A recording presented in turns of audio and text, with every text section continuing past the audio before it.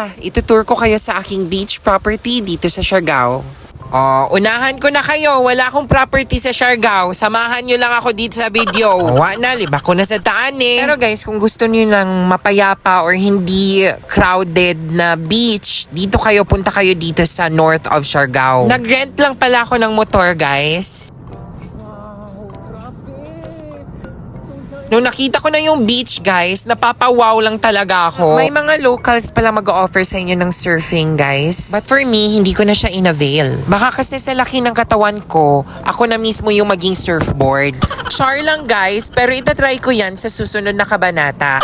At andito na nga tayo, naka-arrive na tayo sa Barangay Pacifico, where Pacifico Beach is located at north of Siargao. So may lumapit pala sa akin isang local. Akala ko maniningil siya ng entrance fee. Surfing pala. So ayan guys, papasok na tayo and then walang entrance fee dito guys ha. And then tignan nyo guys, super nagagandahan talaga ako and naiignorante ako sa mga waves na nasa center ng beach.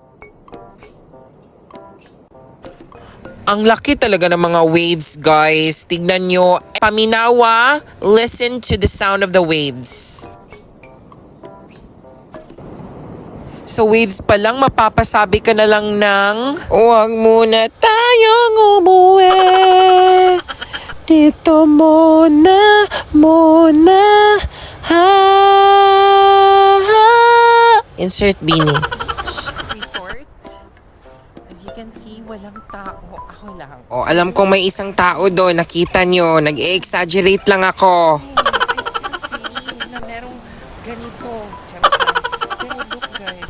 Grabe no, parang binook ko yung whole resort or yung whole beach para sa akin. Kasi wala talagang katao-tao. Diba? Super nice pa ng view. The ocean waves are so soothing. That's enough. You can say that I'm a fool and I don't know very much, but this love. Oh, ano pa hinihintay nyo? Huwag na kayo si panglibak diha. Dito na.